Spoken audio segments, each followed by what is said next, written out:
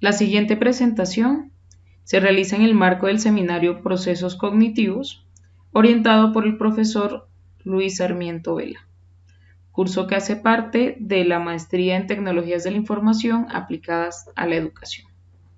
Quienes presentan son Lina Marcela Díaz Fernández y Juan Daniel Rojas.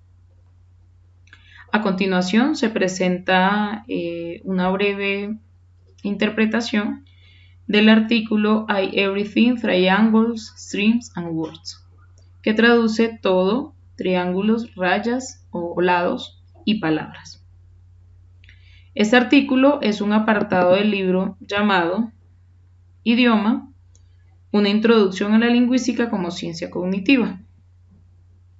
Como su nombre lo indica, ese texto hace un acercamiento a la lingüística como parte de la ciencia cognitiva. Por tanto, lo que quiere ver es cómo el proceso lingüístico activa o no ciertas partes del cerebro y cómo ciertas patologías afectan sistemas como el visual y el auditivo. A la derecha, al costado derecho, podemos visualizar la portada del libro que acabo de mencionarles. El objetivo del capítulo es extraer las propiedades físicas de los estímulos entrantes al cerebro y proporcionar un análisis en términos de las clases de equivalencia. Entonces, lo anterior se traduce un poco en que se va a estudiar cómo el sistema visual y auditivo reciben algunos estímulos y los usan para analizar clases de equivalencia propias de cada sistema. El cuerpo del artículo en sí, digamos que se centra, puede decirse que en un 70%, digamos que desde su título, cuando comienza a hablar de triángulos. Narra cómo nuestro sistema visual puede crear o autocompletar elementos que en realidad no están.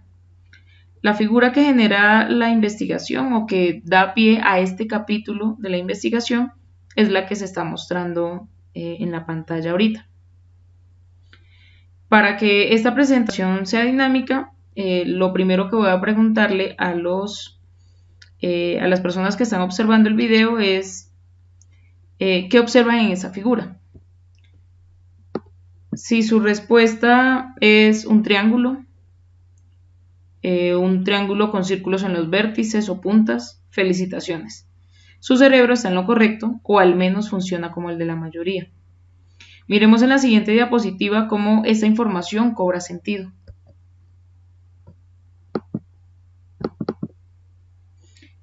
Por ejemplo, aquí hay un triángulo. ¿No lo puedes ver? Es normal, porque es un triángulo que no tiene bordes. Los autores plantean que nuestro cerebro solo visualizan una figura si hay bordes o contornos que le den dimensión y estructura, tal como se muestra en la siguiente diapositiva. ¿Ven el cambio? La devuelvo una vez más.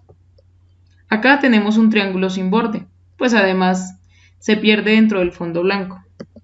Acá tenemos un triángulo en el cual ya podemos observar completamente sus lados, más que los bordes son los lados. Bien, ahora que se tiene este precedente, retornamos a la figura expuesta por los autores. La idea es que la miren desde su construcción paso a paso para poder apreciarla un poco más. El título es un triángulo que está y no es, y ya veremos por qué. Acá acaba de aparecer una figura a la cual voy a denominar Pac-Man por su forma y que es el primer o denota el primer vértice del triángulo. Acá tenemos el segundo Pac-Man y finalmente el tercero. Observen que si yo me devuelvo un poco, tengo el primer Pac-Man, tengo el segundo y solo cuando aparece el tercero ya nuestro cerebro logra configurar lo que es el triángulo. En matemáticas, un triángulo se define como la figura geométrica de 3 lados y 3 ángulos. Como se puede observar en la figura de esta diapositiva, esa figura carece de lados. y tiene unos pseudo vértices que se originan únicamente por los Pacman. Al no tener lados, matemáticamente podríamos decir que no hay triángulo. A pesar de ello, nuestro sistema visual nos dice que ahí, en efecto, está presente un triángulo. Ahora, un punto que refuerza la premisa anterior es el hecho de que este triángulo no tiene peso, no tiene masa, luminancia o cualquier otra propiedad que poseen los objetos reales, digamos. En este sentido, este es un triángulo que está, pero que a la vez no es. Ahora, ¿será que esto solo sucede con un triángulo? Realmente no.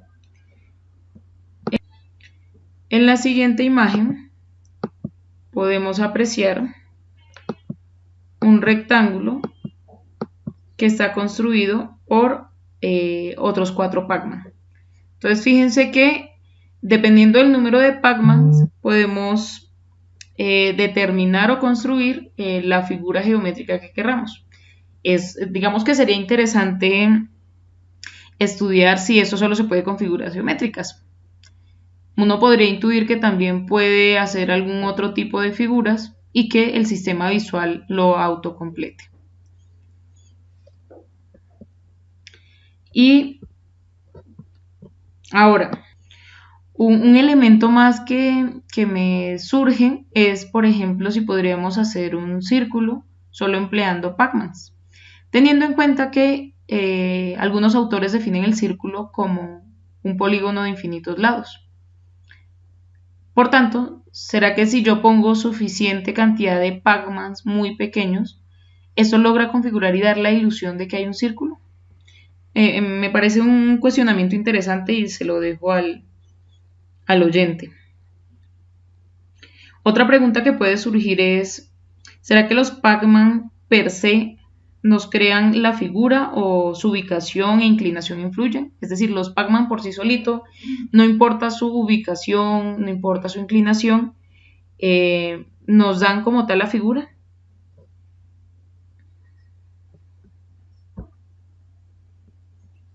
Entonces observemos la siguiente diapositiva. Fíjense que acabamos de cambiar la ubicación de los Pacman. En este nos aparecen los Pacman, digamos, con los vértices hacia el exterior. Si ustedes observan, con respecto al rectángulo que tenemos a la izquierda, los Pacman de la derecha no me están configurando un rectángulo y de hecho no están configurando una figura. Entonces ahí perdimos la figura que teníamos y por tanto podemos concluir que la ubicación de los Pacman sí influye, sí tiene que ver dentro de la forma en la cual, digamos que la forma a la cual va a adoptar la figura geométrica que vamos a tener. Y en eso los autores hacen especial énfasis. Es bueno acotar que los autores presentan otras figuras, presentan de hecho un icosaedro, que es un polígono de 20 lados iguales configurado a partir de Pacmans. Digamos que hacia el cierre del documento, los autores narran de forma breve un trastorno cognitivo conocido como prosopagnosia, que es la ceguera de rostros. Digamos que describe la situación del señor Hoffman, quien después de un golpe, realmente no especifican dónde, habría sido interesante saber si el golpe fue en el lóbulo occipital o si fue en el frontal. Es probable que haya sido en el occipital porque es donde se maneja toda la parte de la visión, pero pues como les digo no lo aclara. Entonces él sufre un golpe y luego de eso, digamos que consulté sobre el trastorno y encontré que puede llegar incluso a no reconocer su propio rostro, es decir, este trastorno de la prosopagnosia no solo te lleva a no reconocer el rostro de las demás personas, sino también el tuyo. Entonces puede que te mires al espejo y no identifiques tu rostro, no identifiques tu cara. Entonces, ¿en qué consiste un poco más detalladamente este trastorno? Consiste en que tú puedes ver a una persona y ves su nariz, ojos, boca, orejas, cabello, pero como tal no logras tener un panorama general de cómo es esa persona, no logras identificar su rostro en su totalidad. Entonces puedes ver las partes, pero no ves el todo.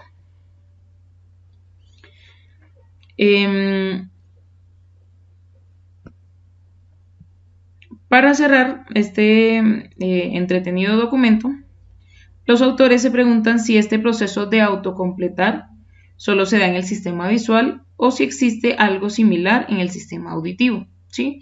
Porque hasta aquí lo que hemos visto es, uno, el sistema visual tiene la capacidad de autocompletar una imagen o una figura sin que esté en los bordes o una estructura concreta. Dos, que hay patologías del rostro que nos impiden hacer ese proceso de autocompletar. Sería interesante saber si el señor Hoffman puede autocompletar, por ejemplo, el triángulo que vimos antes o el rectángulo, si tiene ese poder de autocompletar o si solo le pasa con los rostros. Lo que dice la literatura del trastorno es que solo sucede con los rostros. Sin embargo, pues habría sido interesante tener ese apartado. En ese sentido, los autores indagan primero sobre la capacidad del sistema auditivo para segregar e integrar flujos de sonido. Es decir, si yo estoy acá, digamos, haciendo esta grabación, ¿cómo hago para omitir los pasos que están en ese momento por la escalera o la persona que está en la otra habitación o la persona que está hablando? Y eso lo hago porque hago segregación de flujos o de corrientes de sonido, ¿sí? El que yo me pueda concentrar hablando acá independientemente de que hay ruido de fondo, independientemente de que hay sonidos, pájaros, etc. Eso ya habla de la segregación de corrientes de sonido, que es uno de los temas que toca este autor y que es uno de los temas que también trabaja Popper.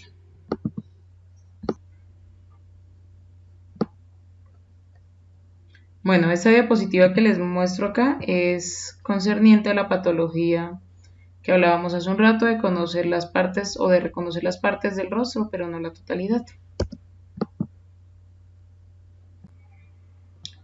Entonces, lo que nos interesa acá es mirar cómo se hace segregación de sonidos y cómo se hace construcción de palabras a partir de la mente. Es decir, yo escucho la palabra y puedo hacerme una representación mental en mi mente de acuerdo al sonido, de acuerdo a los fonemas usados, de acuerdo a cómo se comporta dicho instrumento en mi sistema auditivo. Uno de los elementos por los cuales se interrogan los autores es acerca de cómo saber cuándo termina la verbalización de una palabra. Eso, digamos, ¿en qué sentido? Digamos, analizando la frecuencia de la onda que presenta una oración. Por ejemplo, inicialmente se pensaría que cuando la altura de la onda se haga muy pequeña, se supone el fin de una palabra, es decir, ya terminó una palabra y va a comenzar la otra, tal cual como se ve en la imagen. Por ejemplo, en esos intermedios que estoy señalando, uno supondría que hay finalización de una palabra o de un fonema y comienzo de la otra. Pero realmente eso depende de los fonemas que se estén utilizando o de los fonemas que estén en juego, toda vez que algunos por su naturaleza misma hacen que exista un pequeño espacio de silencio o digamos en el cual se baja la altura de la onda. Para el caso de la onda que estamos viendo, en la cual tenemos el tiempo versus el volumen, tiempo en la horizontal, volumen en la vertical, la frase que se pronunció, la frase que presentan los autores es The Spotted Cat Guided by, que traduce el gato se desliza por. Observe que los espacios donde uno supondría que ha terminado una palabra realmente no coinciden y hay espacios donde simplemente la pronunciación de la palabra, la intensidad o el volumen baja. Entonces vamos a verlo un poco mejor en esa imagen. Acá tenemos la onda, nuevamente es la misma onda anterior, voy a devolverme un poquito esta misma, solo que está acá un poco más alejada, y tenemos la separación palabra por palabra. Fíjense que para comenzar hay un silencio, luego está el artículo la, que es de en inglés, pero realmente cuando termino de pronunciar de, luego no hay un silencio, sino que de hecho hay una onda prolongada, para lo que luego encontramos la palabra spored, y esa palabra está segmentada, digamos que en varias partecitas. Como en el inglés sucede que la S es, digamos, no va antecediendo o no va antecedida de una vocal, entonces la S es un poco muda, es spored. Lo cual nos lleva a este silencio que aparece por acá hacia la mitad y que estoy señalando en ese momento con el mouse. Luego está la palabra cat y luego está la palabra skidded. Esa palabra skidded también está segmentada en varias partes, seguramente también debido a la S y a los demás fonemas. Fíjense que a pesar de que acá hay un bache, la palabra no ha terminado, que es el bache que estoy señalando en la pantalla. Está esta primera parte que es skidded y luego viene el resto de la palabra. Entonces la palabra no ha terminado acá donde se queda en silencio. Simplemente por la característica del fonema pareciera que está en silencio. Entonces eso es para notar que no necesariamente las palabras terminan donde el volumen baja o donde la altura de la onda se vuelve más pequeña. De forma general, podemos decir que percibir triángulos y palabras donde no las hay es una construcción mental hecha por el sistema visual o auditivo respectivamente. Es decir, mi sistema visual me lleva a autocompletar, a adaptar una forma que veo, y mi sistema auditivo me lleva a, digamos, a poder segmentar palabras o autocompletarlas, pero digamos que puede haber error entre los silencios, entre dónde comienza y dónde termina una palabra.